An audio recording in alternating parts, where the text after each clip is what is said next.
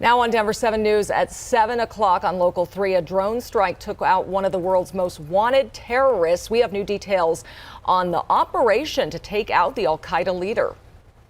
Meanwhile, back here at home, safety in downtown Denver will be in the spotlight today as part of National Night Out. How you can join neighbors and police officers in standing up to crime.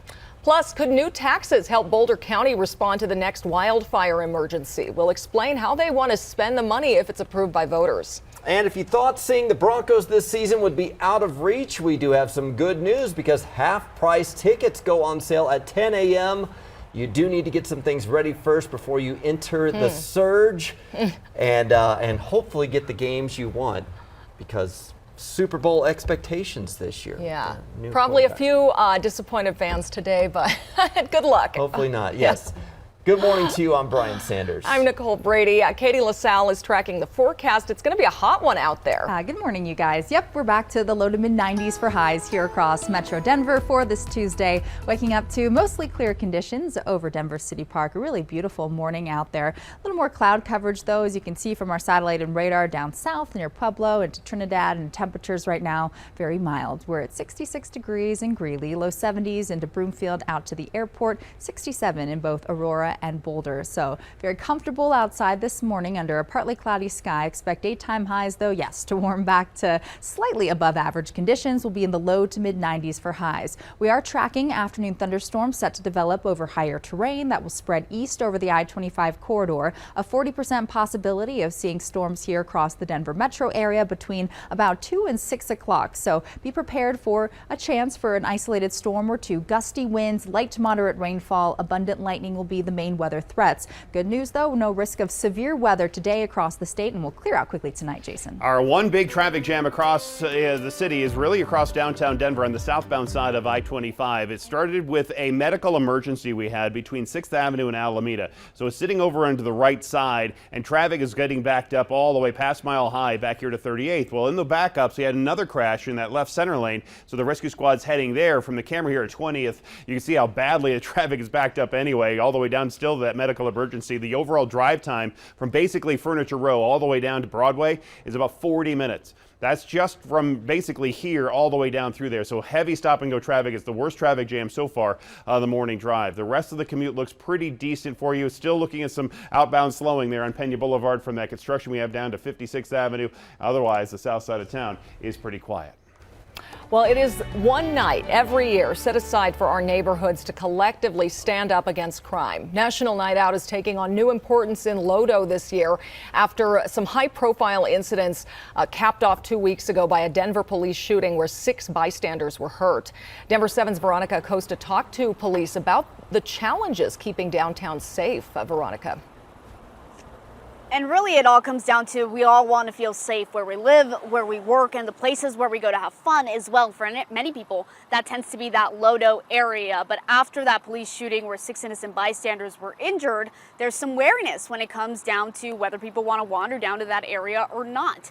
That's where the Lower Downtown Neighborhood Association comes in. They really want to change that. Tonight, it's going to be hosting a neighborhood safety event for National Night Out. This is typically an event dedicated for community members to get to know their law enforcement agencies and the people who work in them just a little bit better.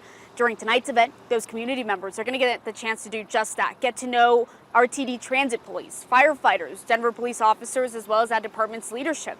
Now, DPD told us part of today's event is starting important conversations with the community and, like we've heard before, bridging that divide. We've certainly had some challenges in the downtown core, things that we're focused on improving, and we certainly need the community's help. And so, once again, we want to continue to strengthen that partnership with members of the community throughout the city, but particularly in downtown. Responsibility that the Denver Police Department understands that we need to ensure that people feel safe coming downtown. People need to feel safe in their neighborhood, whether it's where they work or where they play or where they live. And so we understand our responsibility there. And again, I think we're up to the challenge. And just so you all know, this isn't just an event for people who live in that Lodo area. If you work or you go down there on weekends, this is also for you too if you want to go. It's going to be happening over at McGregor Square, and it kicks off at 5 this afternoon.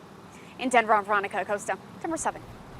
Yeah, well, the Lodo shooting, Veronica, of course, she mentioned it, is also impacting food truck operators. Right now, Denver police aren't allowing food trucks in this certain area so that they can clear crowds out of downtown. The city claims the ban was brought up for discussion weeks before the police shooting there in Lodo. Yesterday, though, some food truck owners drove to the city and county building to protest the move. They say it's costing them business. They have a really hard problem. But I think we've misidentified the problem. Feels horrible, and as a business owner, you know, new business, woman in business, it's just hard. It's already hard, and now we're making it even harder. Denver's Department of Transportation and Infrastructure says it's working with vendors to find new spots north of 22nd Street and south of 18th Street along Market and Blake.